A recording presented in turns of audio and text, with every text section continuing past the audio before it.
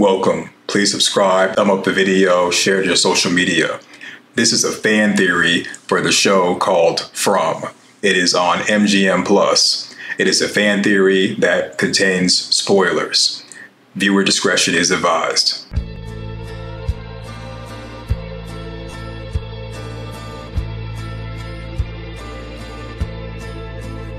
Hello. Spoiler alert for From Season 3, Episode 4. Just watched it, and guess what? It's perfect. Loved it. I thought before the episode aired, it was going to be over-promised, under-delivered. That was not the case. I really enjoyed it. This episode was amazing. I had a feeling that Tabitha was going to be coming back into town. I had a feeling that she wasn't going to be walking on foot past the tree. It seems like no one's going to be doing that. I also had a feeling that because the EMTs were listed as EMT 1, EMT 2, I know they weren't going to survive by the end of the episode. But the things that happened have confirmed a lot. We're going to go through it. Welcome. Did you enjoy the episode? Did you enjoy everything it had to offer? Were you disappointed? How did you feel about the pacing? Let me know in the comment section. Let me know. I think we're going to be getting some actual answers. And we're going to be getting some surprises. Because I was surprised by a couple of things that I didn't even think about. All right, so we start off episode 4. EMTs are at the tree. They're kind of wondering hey, what's going on with this tree? Tabitha gets out. She tries to warn everyone. But Tabitha, she's not really assertive at all.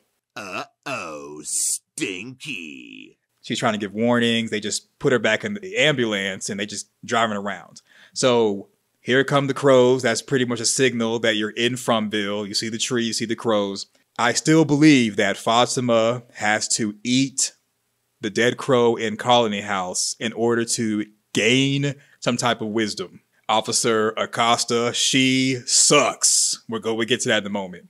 Ethan hears the phone ring. I honestly believe that really is Thomas from an alternate timeline, alternate reality. Because if it was one of those, let's say, demon things or something evil, why would they give the warning that Tabitha was going to be in the ambulance and they're going to need her help? Ethan talks to alternate Thomas, or maybe it's an entity. It's still up in the air. I'm still holding out hope that it's an alternate Thomas, that this is the real Thomas. There's going to be more to it than just simply him being some evil thing, but it could be some evil thing, And so Thomas was talking to Ethan and just saying that mom's alive. She needs our help. I wish that Jim would have let Ethan continue to talk to the entity, because the entity or alternate Thomas was talking to Ethan. It seemed as if it was more of somewhat of a friendly conversation. And then Jim talks to Thomas a little bit. He decides to destroy the phone. Jim is very emotional, decides to destroy the phone. Okay, good job. We need to get information and you don't want to get any. Okay, cool. Jim is asking Ethan, what did he hear? Ethan sheepishly says that the voice on the phone says we need to save mom. She's going to be in an ambulance. Here's my issue with it being an evil entity. Why would this voice, whether it's an alternate Thomas, evil entity, what have you, why would it give them a heads up as far as Tabitha being in the ambulance and needs help? Only reason why I would think that the Thomas voice would do that is to lure them out. But as we see later on in the episode, when they quote unquote got Randall, I believe they turned Randall into a creature. So could they have been wanting to get more casualties? Because Randall had blood on him towards the end of the episode. It could be that was somewhat to bait the Matthews out of their home like they did in episode 1 with the livestock. Or that voice really could have been wanting them to help out Tabitha, because Tabitha was handcuffed to the ambulance and Officer Costa bolted on her. Thomas is being helpful but mean-spirited. We don't know what Thomas's actual personality is. The regular Thomas passed away as an infant or a baby. So we don't know this alternate Thomas or spirit, evil spirit, whatever. We don't know what kind of personality it has. Maybe it's just mean-spirited normally or naturally. But I do think that even though that could have been baiting them out, just them giving a heads up on the ambulance means that this voice is something to commune with or conversate with to get information. Because the voice is not hanging up on them. Jim's hanging up on the voice. No one wants to touch the dead crow. I believe that if Fatima was there, she would have waited for the coast to be clear. She would have ate the dead crow. I think she would have got the information because this is one of the crows that's at the tree when people first come into Fromville. And those crows are more than just looking for people to consume, more than just a warning. Those crows have some type of purpose because when you get into town and even in the forest, you don't see crows anymore. So for those crows to be at the entrance, that the murder of crows, or rather for those crows to be at the entrance, they more than likely, in my opinion, might be the same voices that were talking to Sarah season 1. And I believe those same voices were talking to the creatures because like Randall said on the bus, we'll get to that in a moment, that the creatures have habits that they do. And that night, none of the creatures were out, but they had one of the female creatures on the ground to need help. And that's when they kind of sprung the trap on them. So for them to be creatures of habit and to do something different, to bait the EMTs to come closer to the female creature to ambush them, someone's got to be giving them the heads up. I think it's the voices that were talking to Sarah, maybe the crows. I'm thinking it's maybe the crows. So Fatima may have lost a tooth for this reason. I believe that Randall's going to be one of those creatures. Why would they spare him? They spared Boyd because they want him to suffer. They want to break him. But Randall should have been a victim like everybody else. But he's alive on top of the ambulance. I think because they kind of turned him into a creature. If they did Randall like that, they probably are going to do Marielle and Julie like that too. Maybe they want to get all three of them and finish the job the cicada is supposed to be doing. Dale has just become a background character. Not as background as Tilly, but Dale is just kind of like there just to have an extra person there because we didn't see Dale in this episode, but we saw him out there with them trying to get food and stuff. By them getting Randall, what it means is that Randall is who they now get on their side. And I believe that he's resurrected, slowly start turning into a creature. If he turns into a creature on the inside of a colony house or on the inside of a home, he can open the door and let the creatures in. So that means that they may start doing that to more people, turning them into creatures to somewhat be like a Trojan horse. And the creatures were surrounding Randall, but not really attacking him. We don't know if it's because the cicadas were still inside of him or the cicadas were bothering him. I think the cicadas are still in Randall and Marielle, and they're still in Julie. Tilly's saying that she believes the crow coming inside is a sign. No duh. No duh. Okay? We definitely know it's a sign. After seeing this entire episode, I know people have been talking about maybe we could have more dealing with tarot cards unless they use the tarot cards on the show, that the tarot card thing was like a one-time thing and that was it.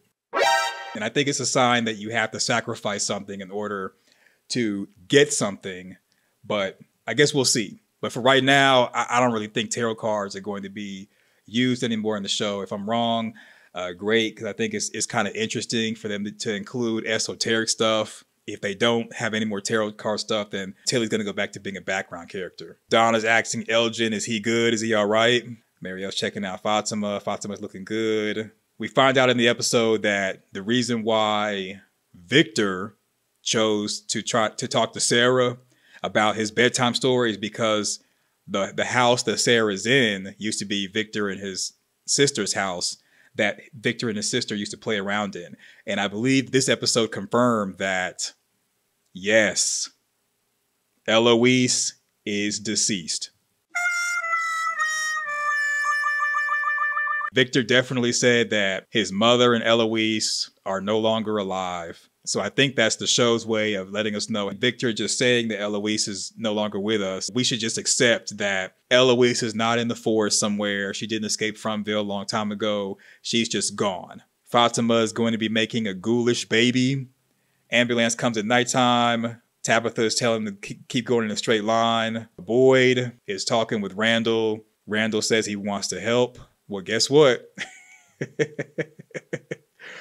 Yeah, you wanted to help, but you might end up helping the other side.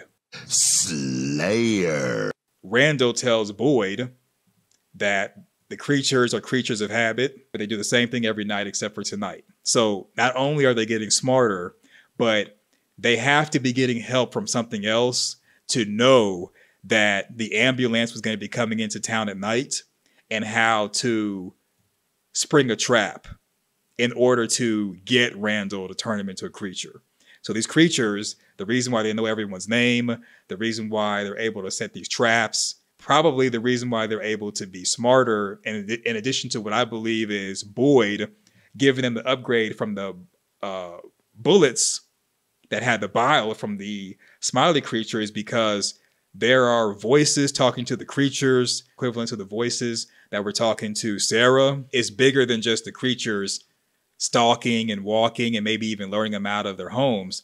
They're getting help from a higher power. So the people of town and Colony House are in a more dire situation than I thought. I think at this point, Randall is going to be a mole. Hope the three start to remember what happened when they were cicadaed. Yeah, I mean, it sounds like it was pretty rough because Randall has what appears to be some type of trauma. Julie says she saw things she don't remember. One of the three, between Randall, Julie, and Marielle, will probably end up doing artwork or drawings to illustrate what they saw. But I believe that what they saw will give us more clues as to the creatures or monsters that Martin was talking about that are not the tip of the spear. The kimono lady asking for help, being drawn to Elgin. I think it's because Elgin can see her. That's the reason why the kimono lady is asking Elgin for help. And I think if anybody else could see her, she'd be going to other people. And so they used this time for Kenny to talk to Christy. They kind of had a heart-to-heart. If you notice in the scene, they didn't have Dale anywhere, but they did have Jade waking up. Jade finally showed somebody his book that came from Christopher. Christy looked through it, closed it, and just got back to the conversation. And this is where Sarah and Victor, they're having the campfire story with no fire. The boy in white told Victor to get the belongings from different people who were laid out in the town. Ambulance comes into town. Ethan runs out to help his mom in the ambulance. Boyd stops him. Here's the trap. So just the idea that the creatures knew that if one of them laid out like they were hurt, that the EMTs were going to go in and try to save her. I do believe that there has to be voices or some type of power telling them what to do to have a particular outcome. So these voices, maybe the crows, maybe some higher power, I believe that they definitely can see possible futures, and they're telling the creatures what to do to have a particular outcome. Because again, there's no way the creatures could know everyone's names.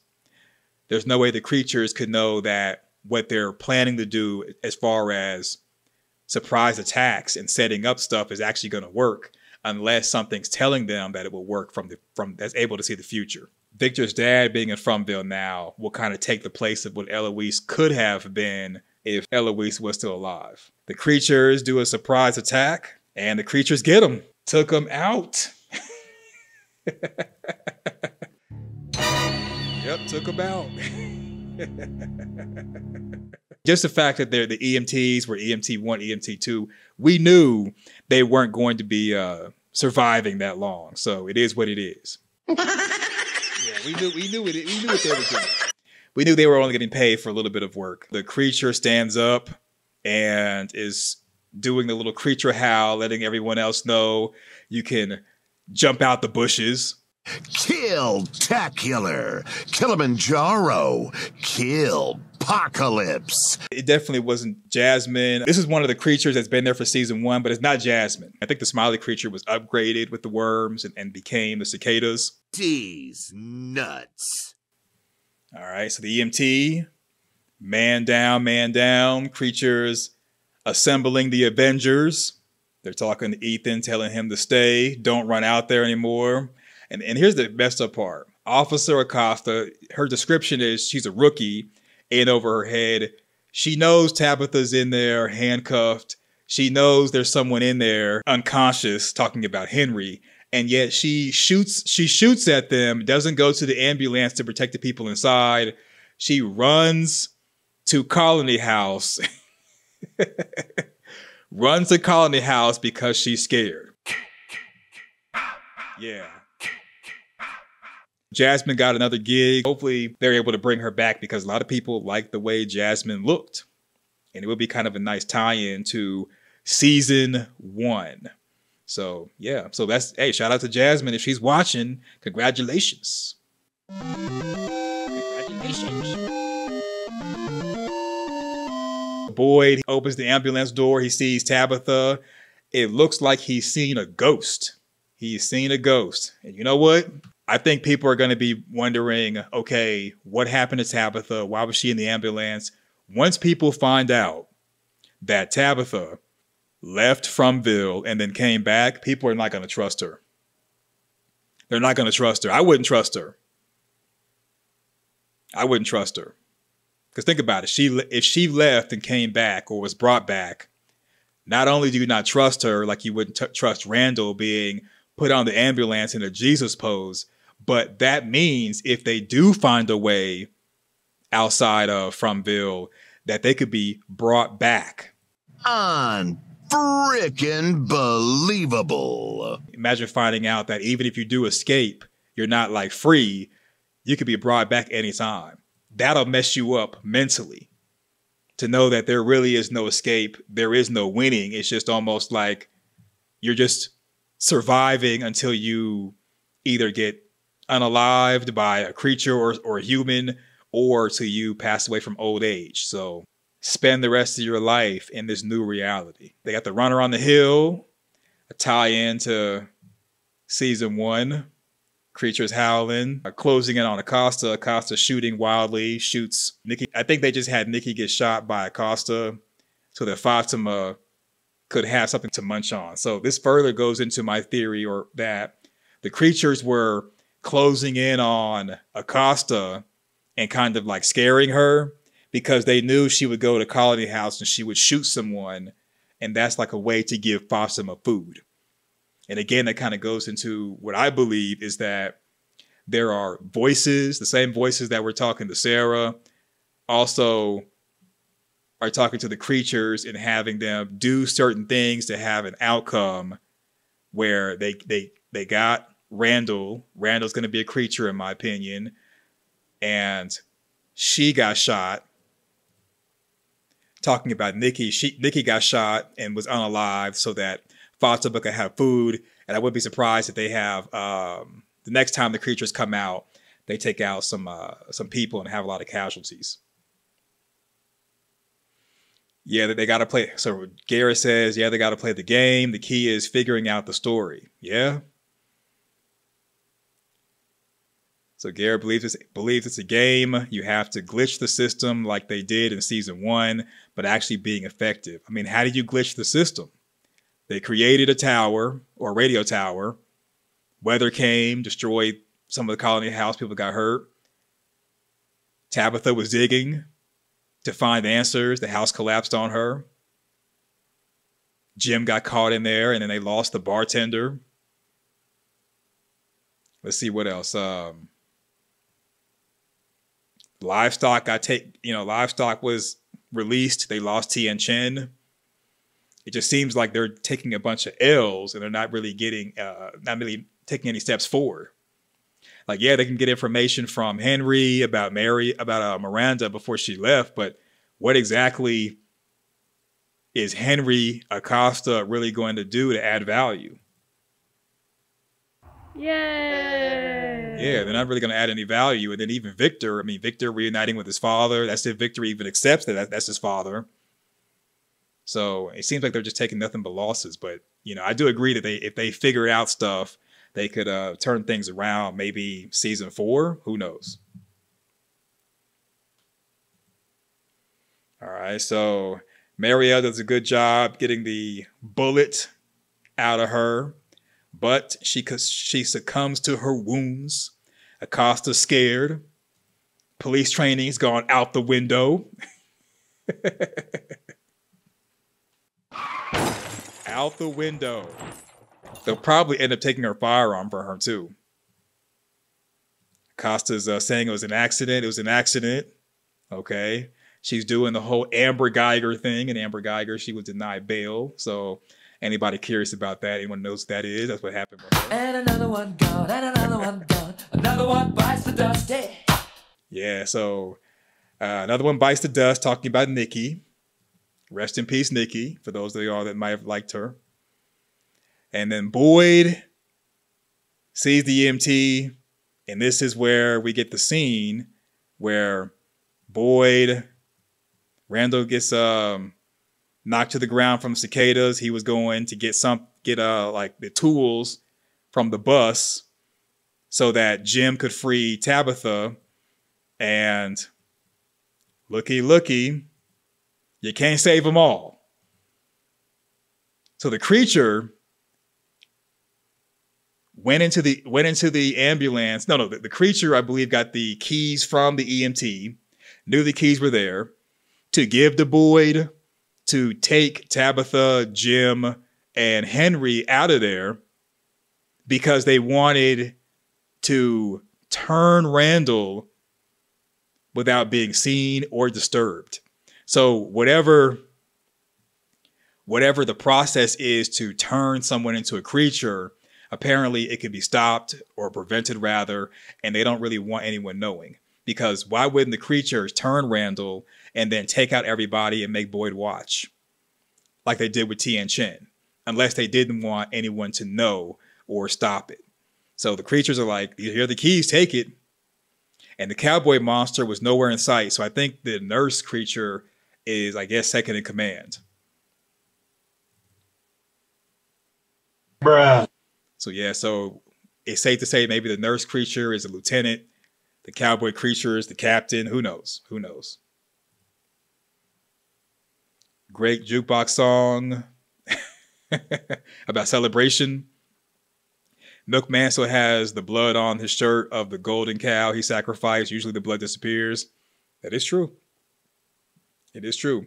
Yeah, it seems all for Fatima's needs, rotten food, and now fresh blood. Yeah. So I had a prediction or a theory that they were going to be cannibalizing people. I guess that's just going to be relegated to Fatima now. Jade is close to figuring out the game. Well, according to Jade, he doesn't have any answers. That's why I still believe that he's going to end up gouging out his eye and drinking blood and doing communion to try to find answers. And whatever path Christopher was on, Christopher was arguing with the dummy. I think it was Jasper. Well, so towards later on in the episode, Christopher definitely was arguing with Jasper. Jasper was arguing back and yelling at him. I think perhaps maybe Christopher found a way to bond someone's soul to Jasper, or found a way to bring Jasper to life. You know, more to follow on that, but that was interesting. Why did they bring Victor's dad? To distract Victor from getting memories back, or to complete the family exploration? I think. So now we got to kind of figure out who they would be, because I'm starting to agree that maybe it's two sides playing chess with one another, where you have one side helping the creatures and the evil things, another side helping out, I guess, the humans. So I believe that Victor's dad was brought in not just to be with Victor and help him regain some memories, but I think it's for him to give information to the people of Colony House and the residents of town. I think he has more information than just simply the exposition dump that he had for Tabitha on the outside world.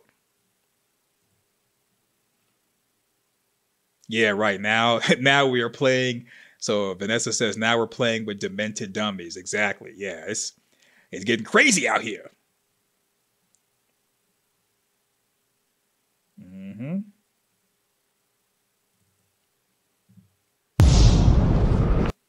All right, so Boyd takes the keys, says F you. That's the nurse lady. I believe she's a lieutenant. Just take them. We get Randall, and they got Randall. They surrounded him. So with them surrounding him, I noticed one thing is they just looked down on him, I guess waiting for the cicadas to clear out before turning him into a creature. I wish that we could have seen that. But I guess all we get is this right here with them looking down, smiling. And that's all we're going to get for now. Yeah, so when I saw that they were closing in on him and they didn't immediately turn, my first thought was they're going to turn him into one of them. So that kind of goes back into what Jasmine was saying in season 1, that she didn't ask to be this way. Yeah.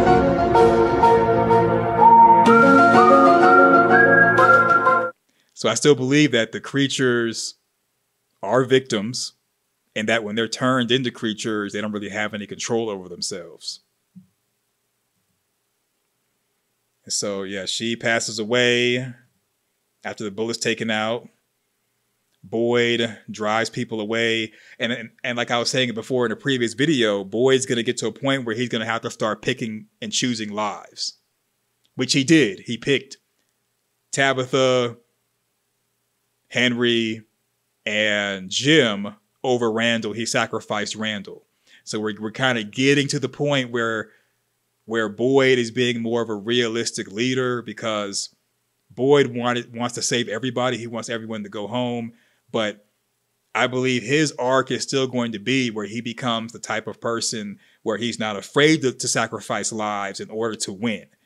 So it's not going to be about everyone going home anymore. It's going to be about he and his side winning, even if they have to lose a couple of pawns on the chessboard. And believe me, Randall definitely was a pawn.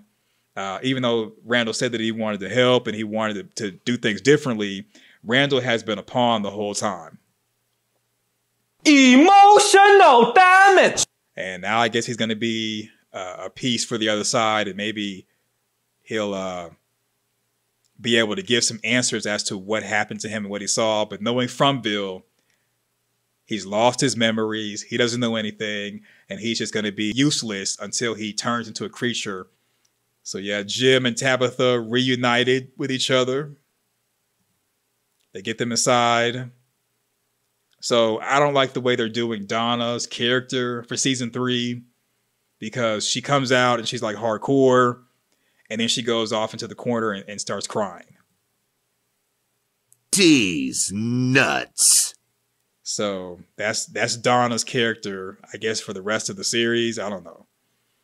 And everyone's like, what? Tabitha? We thought Tabitha would be deceased.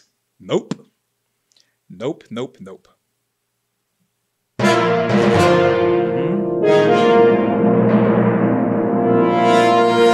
Tabitha's back. She's back.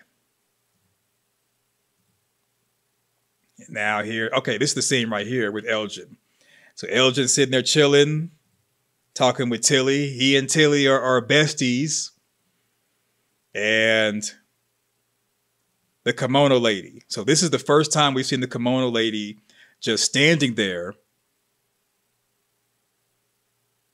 not trying to put her hands on him, not trying to drown him. I guess she kind of signals for him to go to her. He gets up, follows her, follows. Kimono lady says, help me. So I guess this whole time she'd been wanting to be saved or something. I mean, she had a weird way of showing it, because the first time Elgin saw her, she was trying to drown him underwater. And every other time she's been scaring him. Now all of a sudden she needs some help. Okay. Okay, now if anybody's a mole, it's going to be the kimono lady. I don't trust that. And so before Elgin can ask any questions, he's bumped by somebody, and then the kimono lady leaves. So there it is. And then this is where Julie tells Ethan that she's scared. Rightly so. And Ethan says that if mom and dad don't return, it's just us now. We got to help each other. Which is kind of cool. It was, to me, even though this may not have been a moment that a lot of other people may have cared about, I liked how they are finally understanding the gravity of the situation, and they're kind of being like brother and sister where they care about each other. So to me, that was kind of cool. And that kind of gives foreshadowing of them having an adventure in the forest, which is a part of the descriptions later on in the season. So David says he may have fallen asleep and she was waking him up. Could be. Could be. So Etsy says that Boyd played Randall. I thought Boyd was going to put Randall into the sheriff's station without a talisman stone and let the creatures get him and kind of observe that. So yeah, Boyd did leave him. And oh, can you imagine the conversation for episode 5? Randall's like, you left me, you ditched me, you dumped me. That's going to be a tough conversation. And see, people are going to lose faith in Boyd because they're going to be like, you know, you left Randall. You could have ran them over with the ambulance. Game over. Yeah, Boyd could have ran him over and got Randall. But, you know, I think people are not going to trust Boyd even more. People are definitely not going to trust Tabitha. And people are definitely not going to trust Acosta. It's going to be a lot of mistrust going on. And I wouldn't be surprised if we get 2 more episodes of them just kind of talking about stuff and not really much action. Right. Ethan and Julie have come a long way from the pilot episode. Kimono was trying to wake him up so he wouldn't get sucked into the cicada trance. Well, so Elgin never had cicadas. So I think it's pretty much really possible that Elgin really could end up helping her. Or I guess you're saying that maybe the kimono lady this whole time has been trying to wake him up and keep him awake. So if we're going that route, then that means that when the kimono lady saw him in the scene that we just saw, that he was awake and she needs him to be awake to actually be able to communicate with him. Okay, I like that. Like where y'all going with that. That's where y'all going. All right, fast forward. So right here is where Jade gives Christy the notebook. They kind of share a little bit of information. He tells them about the vision. That's cool that they're talking. And so I think it's safe to say that what was ever walking on the top of the cabin, it's not a creature. Because all the creatures were in town, unless we're saying that maybe it was the cowboy creature.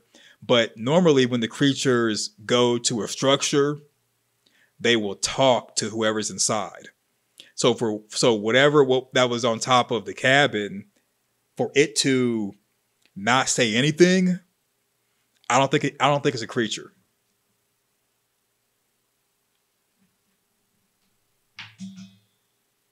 I think it's safe to say that wasn't a creature.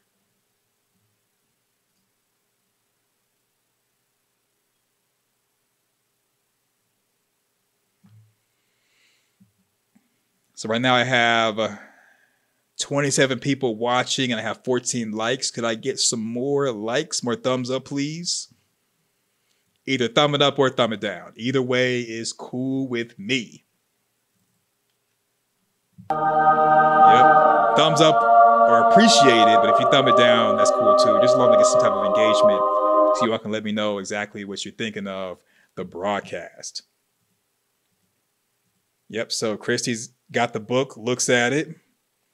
And then so this is where Victor is getting the belongings from everybody who is deceased. And we went through all this little campfire story just so we could find out that Christopher, the ventriloquist, the dummy, was able to talk to Christopher without Christopher controlling it. That was the whole point of the little campfire story. Cool. And so for some reason, Jim and Tabitha went off alone to have a conversation instead of like telling everybody, oh, by the way, Tabitha went to the outside world. She was pushed out of the lighthouse by the boy in white. This is Victor's dad. Instead of them giving important information, they choose to go off alone and keep information from the rest of the group. Yep. Yep, more shenanigans. I mean, just seeing Tabitha back, Tabitha should have been like, look, here's what I experienced. Here's what I know. Oh, by the way, this is Victor's dad. If we go to the bottle tree faraway tree, we go in it, we can go to the lighthouse and we can explore as a group and possibly get answers because I was sent out of Fromville and brought back for a reason. Maybe it's to bring Victor's dad in here for Victor to reunite with his dad, but we all need to go to this lighthouse and explore it. They need to explore, and start making maps.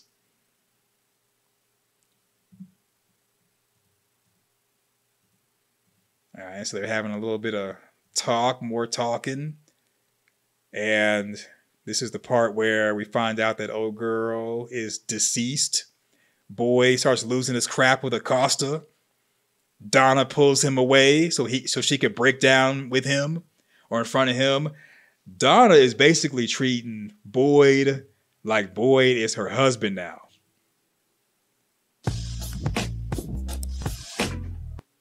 That's something that someone as a wife would do, or maybe a girlfriend, where she will want to have her man go with her into another area so she could be vulnerable with him. So it's looking like Boyd is now the de facto leader, even though he and Don are not really acting leader-like. So it's going to be up to Kenny going forward. Kenny is going to be the only way they can really have some real leadership at this point. And I think Kenny is going to start back being soft with Christy. Simping activate. But in the episode listing, it says that Randall and Marielle kind of get close together and have a heart-to-heart. So, yeah, I think Kenny's going to go back to being soft with Christy and not, kind of tough with her like we've been seeing him do. Donna's crying. Poor Donna. Christopher was talking to the dummy and the dummy was talking back. Yikes. Shots fired! Shots fired! Yeah, so the dummy was alive. And so Victor is saying that we can get answers from Jasper, the dummy. That's crazy. But the last time we saw the dummy was down there in the cave with the creatures. Does this mean they're now going to be going back to the cave to look for Jasper, the dummy? That was sus. That does look like the tunnel furniture. Maybe Jasper moved all the furniture to the tunnel, or maybe Christopher moved all the furniture to the tunnel. Who knows? Maybe Christopher did something to gain some type of wisdom that Jade is going to get, and then maybe Christopher is the one that made the cave painting. So like on the previous episode, episode 3, we saw the guy on the tree with the eye impaled on the tree. Next shot, the guy was off the tree. His eye was missing, nothing impaled inside of his head, but he had a skull in front of him drinking the blood, offering something to Jade. So I believe that Christopher may have went down the same path as the guy on the tree, went into a trance. So Christopher may have done the same thing, went into a trance and drew the cave painting, Jade may have to do the same thing for him to get answers. We don't get any audio of what Christopher and Jasper were saying to each other. I think that Jasper was convincing Christopher to take the lives of a bunch of people and sacrifice them, maybe to gain more knowledge, maybe to have more power. If Christopher is a ventriloquist, maybe he was a struggling ventriloquist, maybe he was a failed ventriloquist. Jasper was able to give him knowledge and information. Maybe maybe Christopher was sacrificing people to give Jasper power. And Jasper's like, if you want to continue to talk to me, sacrifice more people. That's why all the people in the town were laid out when Victor came up from the cellar. But it seems like Christopher and Jasper were arguing about something, and I believe it had something to do with the people scattered around in town. Jade is close, but I think for him to get closer and to actually get concrete answers, it's going to require some type of sacrifice and drinking blood. Just like I still believe that for Fatima to get answers is going to require eating people, drinking blood. We're seeing a lot of connection as far as eating body, drinking blood, like Christian rituals when it comes to communion. I think everything is going to get into doing rituals to get answers. And that's the reason why the crow broke through the colony house window and prevented Fatima from seeing that card. I don't think that Fromville didn't want her to see that tarot card. I think it's just that whatever was on the tarot card and whatever Tilly was going to say was going to be sending Fatima into the wrong direction. If we're going for the mindset that the voices that were talking to Sarah were also talking to the creatures to tell them how to spring a trap like they did in episode 1 and like they did with the ambulance or the EMTs, then perhaps those same voices that are trying to talk to and help Fatima, whether you want to believe it or not, Fatima's one of them. Yeah, Fatima's one of them. Randall's one of them. The evil side is building up its soldiers, so Fatima's gone, y'all. Randall's gone, y'all. So for the evil voices that I believe are the crows that were talking to Sarah, for them to talk to Fatima and tell her what to do, I believe they didn't want her to see what the card was going to say. And they didn't want Tilly to interpret the tarot card because they want Fatima to go in a different direction. So I'm still holding out on the idea that if Fatima eats that dead crow, she'll get the answers that she wants. I believe there's 2 sets of voices, one for the good, one for the bad, like 2 different sides of a chessboard playing against each other. And I guess Christopher lost the argument. And maybe because Jasper saw Victor come in and see that Jasper can talk, that's what prompted Miranda wanted Victor to hide somewhere where Christopher would not see him. Because if Victor walked in, saw Jasper talking without Christopher doing the whole ventriloquist thing, now we know that Jasper is evil. Jasper's going to want to take Victor out. That's Jasper looking directly at what I believe is Victor, seeing him or seeing it talking on its own, perhaps possessed. I think at some point, Christopher found a way maybe to bring people back from the dead and tie a soul to an object, being Jasper. I believe that Jasper has been the one to perhaps send Jade all of these visions the whole time. Oh my God! That's why Victor bugged out in a tunnel when seeing Jasper. Jasper is the mastermind. Now we know. Yep. It was Jasper all along. Victor's looking shocked. Victor's looking like, what's going on? This has to be before the people in town lost their lives and Victor came up from the cellar and saw everyone, because this would give reason for Miranda to say, go somewhere where Christopher can't find you. And Victor may have walked in on the conversation of Christopher being told by Jasper to take everyone's life. That's what I'm going with, y'all. Yeah, Victor's looking scared. I think that's what happened, y'all. Victor saw that Jasper was talking on its own. Jasper is told Christopher to take everyone's life for a ritual. And probably told Christopher take Victor out ASAP because he may end up stopping us. I think we got it, y'all.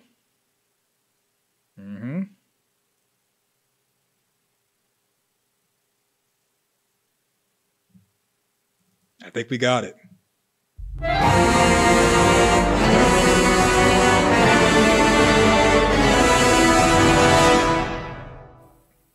Yeah, I think we figured that one out. All right, so this is where Fatima comes in. She's going to get her little buffet on, okay? Buffet. Yep, she's getting her buffet on. Yeah, she's looking hungry. Fatima looking hungry. Yeah, buddy. She said it's Golden Corral time. Golden Corral time. These nuts. Fatima went to Chowtown. Yes, she did. Didn't even wipe her mouth when she was eating. Eating with her mouth wide open. Look at that. Fatima looking like, let me get a little taste. Look at that, getting all up inside, putting it to her mouth. Yeah, Fatima is, yeah, she dug all up in that thing. Yeah. Yep. All up in that thing. Oh, man. Yeah. Yeah. Fatima got up in that thing, man. I'm telling y'all, Fatima gone, y'all. If you're team Fatima, Fatima's gone. Fatima's gone. It looks like he's been bit on the side of his neck, like what a vampire would do. Maybe he was bit on both sides of the neck, as if they like munched down on him. That would kind of give the reason why blood will be coming out the mouth right there. Bite marks here, bite marks there. See the little flesh moving? Because when we last saw Randall and they had him in the middle of the group, they were just like looking at him smiling. He didn't have any type of injuries. And now it's looking like we definitely see a bite mark. And then in the previous part where they showed him fully, don't really see his chest busted open. Because if his chest was busted open, then he wouldn't be surviving. Ellis is going to have to take Fatima out before Fatima gets to the point where instead of going for a dead body or going for plants, that she starts taking people's lives in order to eat. Because it's one thing to eat, let's say, dead plants. But I believe that in the world of monsters that I know nothing about, I believe in the world of monsters that once you get a taste of blood, there is no going back. The woman that was on the bed, she had just died. So it's like, even though she was deceased, she was fresh deceased, not like a dead body that's been out there for a while. So I think Fatima is going to start slowly getting to the point where she's going to want fresh blood. And to get fresh blood, she's going to have to start taking people's lives. Bruh.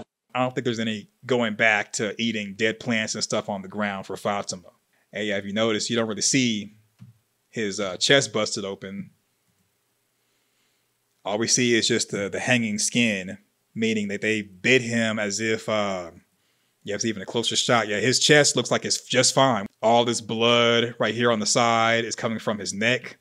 So just like vampires, I believe that's kind of how they pass the creature virus on. They bite the person and they put something inside of them, like the bile signifies that the bile did give the creatures an upgrade that came from the smiley creature. Maybe the same voices Sarah heard in Jasper. Neck bite right there. Another neck bite. Put their whole face right here. Munch down. After biting him, put the stuff inside of him. The future's not ours to see. Kiss around,